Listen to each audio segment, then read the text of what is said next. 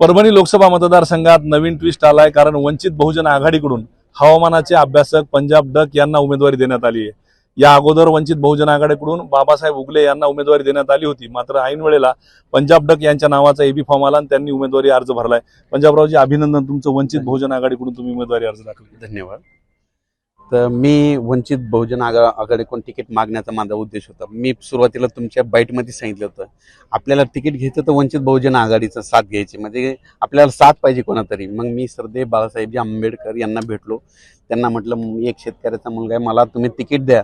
मला जर तिकीट दिलं तर माझ्या शेतकऱ्याचा फायदा होईल, मराठा समाजाचा होईल, मुस्लिम समाजाचा, म्हणजे धनगर समाजाचा, सगळ्यांचाच म्हणजे समाजाचा फायदा होणार आहे, कारण की त्यांचे मी प्रश्न संसदेत मांडण्यासाठी जाणार आहे। काय प्रश्न परभणी लोकसभेचे आहेत असं वाटतं? परभणी लोकसभेचे खूप असे अनंत प्रश्न आहेत, असे जर यादी काढायला बसली तर आपल्याला पुरणार नाही। कारण की तुम्हाला एक सांगू इच्छितो, पहिला प्रश्न परभणी शहराला MIDCचा प्रश्न आहे सगळ्यात मेन, त्याच्यानंतर पाण्याचा प्रश्न आहे, त्याच्यानंतर भावाचा प्रश्न आहे, शेतकऱ्याचा कापूस विकायला न्यावा तर त्याचे भाव कमी करतात, म्हणजे हमी भाव भेटत नाही, तिथे गेल्याच्या नंतर भाव कमी करतात, म्हणजे खूप काही अशा अनंत अडचणी आहेत। एकीकडे राष्ट्रीय समाज पक्षाचे अध्यक्ष महादेव जानकर आहेत, दुसरीकडे 2 वेळेला खासदार असलेले महाविकास आघाडीचे संजय जाधव हे तुमच्या समोर आहेत। 2 मोठ्या नेत्यांचं आव्हान आहे, वाटते तुम्हाला हे आव्हान तुम्ही सर करू शकता? 2 मोठे जरी नेते असले पण समाज माता आता बदलण्याची तयारी आहे, म्हणजे परिवर्तनाची लाट आहे, म्हणजे परिवर्तन करून देणार आहे, म्हणजे त्यांची सगळ्यांचीच इच्छा आहे की यावेळेस बदल हवा।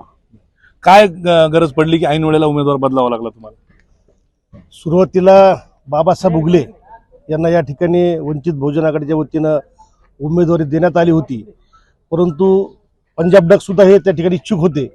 उमेदवारी जाहीर झाल्यानंतर परभणी जिल्ह्यातून हजारो शेतकरी, हजारो गरजवंत मराठ्यांचे मुलं, वंचितचे कार्यकर्ते सगळ्यांनी बाळासाहेब आग्रह धरला की पंजाब डकला आपण या ठिकाणी उमेदवारी द्या, आणि त्या सर्व या परभणी त्या मतदाराचा भावना कदर करून या ठिकाणी बाळासाहेबांनी पंजाब डक यांना उमेदवारी दिलेली आहे।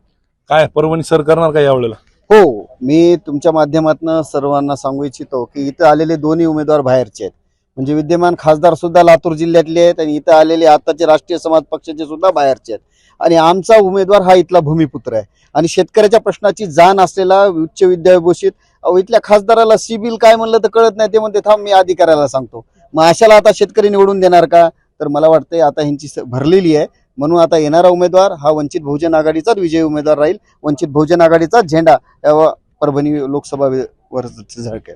एकूणच बघायला आणखीन एक सांगू इच्छितो, माझी सर्व परभणीकरांच्या परभणी मतदारसंघ लोकसभा 17 नंबर सगळ्याला विनंती आहे, शेतकऱ्यांना, एक गरीब शेतकऱ्याचा मुलगा आहे, तुमच्यासाठी मी रात्रंदिवस आतापर्यंत सेवा करीत आलो आणि भविष्यामध्ये बी करत राहणार आहे, म्हणून मला तुम्ही मतदान चांगला पावसारूपे आपलं मतरूपे तुमच्या माझ्या पाऊस पाडान मला उमेदवार म्हणून निवडून द्या, एवढीच फक्त माझ्या सर्व समाजाला विनंती करतो। मी नेहमी पावसाचा अंदाज सांगतो, आता माझ्यावर मतरूपी पाऊस पाडून मला विजयी करा असं आवाहन पंजाब डक यांनी केलेलं आहे। कॅमेरा पर्सन विशालसह पंकज क्षीरसागर, ABP माझा, परभणी।